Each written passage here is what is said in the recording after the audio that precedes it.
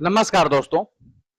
आज हम बात करते हैं बजट को लेकर। किराए पर दोस्तों घर देना अब आसान नहीं है। सरकार ने जो नए सत्र का बजट पास किया है दोस्तों, या जो बजट लेकर आई है दोस्तों, उसमें अब किराए पर घर देना आसान नहीं है।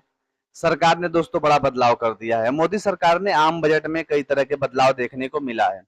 ऐसे में एक और बदलाव उस मकान मालिकों के लिए खतरा बन गया है जो कि किराए के टैक्स को बचाने की कोशिश कर रहे थे।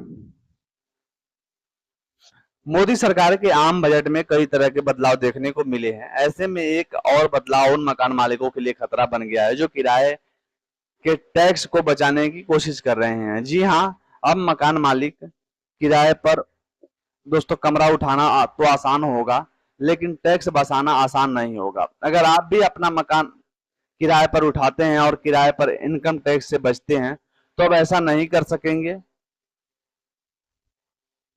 बजट में किराए पर मकान देने वालों के लिए बड़ा बदलाव। आपको बता दें कि 23 जुलाई को पेश हुए आम बजट में किराए पर मकान देने वालों के लिए बड़ा बदलाव हुआ है। यहाँ मकान मालिकों की तरफ से हो रही टैक्स चोरी पर लगाम लगाने के लिए बजट के नियमों को बदल दिया गया है।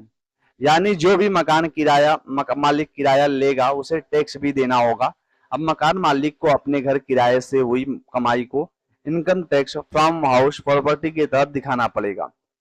इनकम फ्रॉम हाउस प्रॉपर्टी का मतलब है कि किसी भी व्यक्ति को अपनी होम प्रॉपर्टी से हुई इनकम पर टैक्स देना पड़ेगा।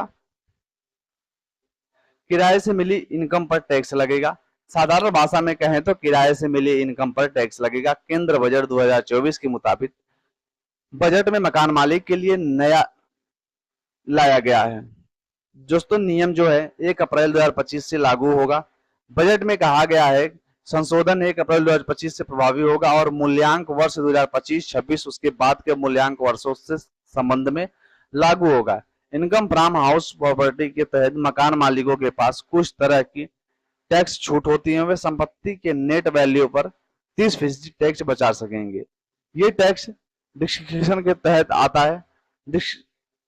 स्टैंडर्ड डिडक्शन का साधारण भाषा में मतलब होता है कि सरकार आपको कई तरह के ऐसे खर्चों पर छूट देती है जो आमतौर पर रोजाना होते रहते हैं। जैसे जाने कैसे नहीं लगेगा टैक्स, इसके लिए सरकार को कोई प्रूफ नहीं मांगती। इसके अलावा मकान मालिकों के पास दूसरा बड़ा टैक्स बचाने का जो ऑप्शन होगा, लोन पर लगने वाले ब्याज। अगर आप लोन लेकर प्रॉपर्टी खरीदी है या घर बनवा रहे हैं तो उसे चुकाने के लिए जो ब्याज देंगे उस पर टैक्स नहीं लगेगा।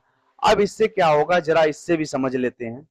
अभी तक जो मकान मालिक रेंटल इनकम को बिजनेस या प्रोफेशनल तौर पर दिखाते थे वो किसी तरह के खर्च दिखाकर टैक्स छूट हासिल कर लेते थे, जिससे कि उनकी टैक्सेबल इनकम घट जाती थी, जैसे कि मेंटेनेंस कास्ट, रिपेयर कास्ट का काम करना।